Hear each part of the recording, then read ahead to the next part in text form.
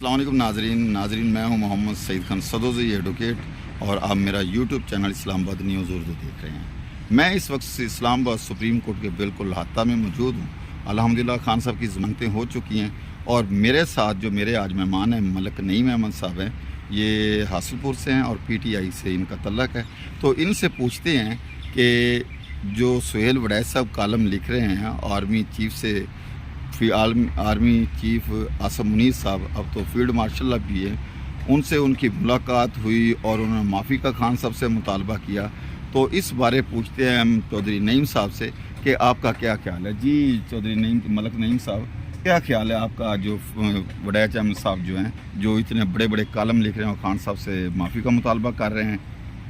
اصل میں سہیل وڑیچ صاحب جو ہیں وہ بڑھاپے کا شکار ہو چکے ہیں اور بڑھاپے میں نسیان کا مرض انسانوں کو لاگو ہو جاتا ہے۔ انہیں اپنی پرانی جو شخصیت تھی وہ ان کو اپنا آپ ہی یاد نہیں رہا۔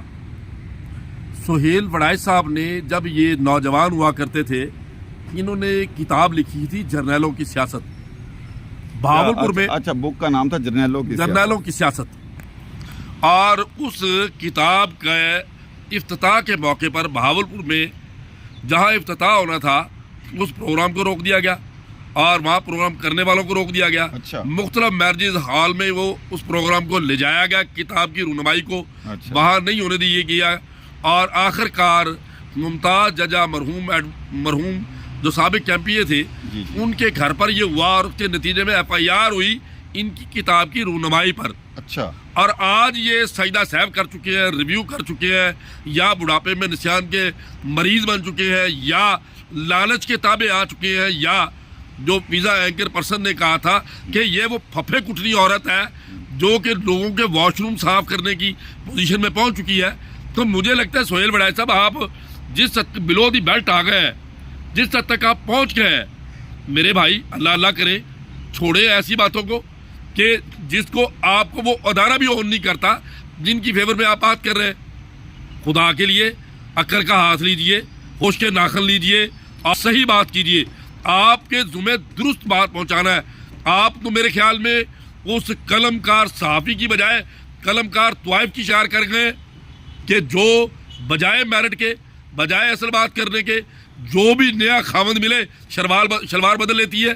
تو اس میں لگتا ہے آپ نظریات شلواروں کی طرح بدل رہے ہیں، جس طرح طوائف شلواریں بدلتی ہیں اس طرح آپ نظریات بدل رہے ہیں۔ یا آپ ریویو کے کھڑے ہیں، یا آپ چکے ہیں، یا آپ کسی کی موٹیویٹڈ ہو کر یہ باتیں کر رہے ہیں۔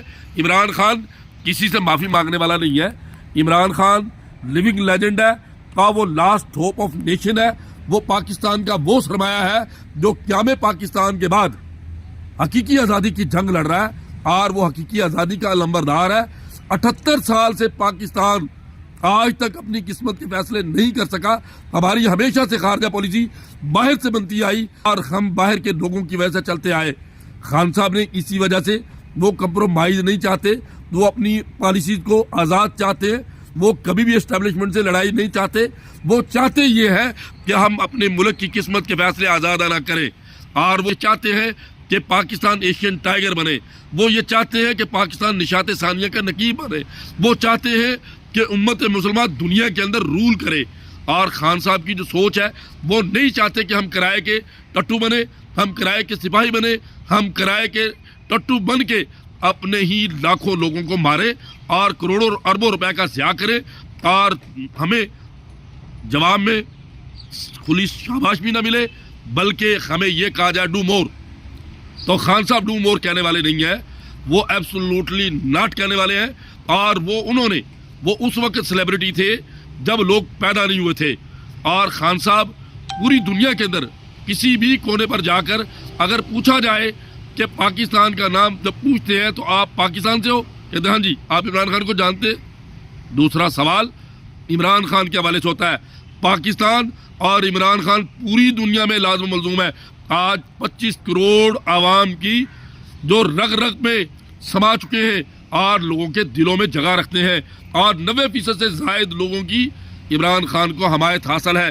فارم 45 کی بجائے 47 کی جو حکومت ہے، جو 17 سیٹیں جیتنے والی جو حکومت ہے، اور اس کو جو مسلط کیا گیا ہے، میں اس کے حوالے سے یہ کہنا چاہتا ہوں کہ یہ کسی بھی صورت میں پاکستان کو اس سٹیج پر نہیں لے جا سکتے جس سٹیج پر عمران خان لے جا سکتا ہے۔ عمران خان باہر کی سامراجی قوتوں کو اچھے طریقے سے جانتا ہے، کیونکہ ایک صدی سے زیادہ عرصہ، آدھی صدی سے زیادہ عرصہ اس نے ان لوگوں میں گزارا ہے، ان کی طبیعت سے واقف ہے، ان کے معاملات سے واقف ہے، ان کو ڈیل کرنا جانتے ہیں۔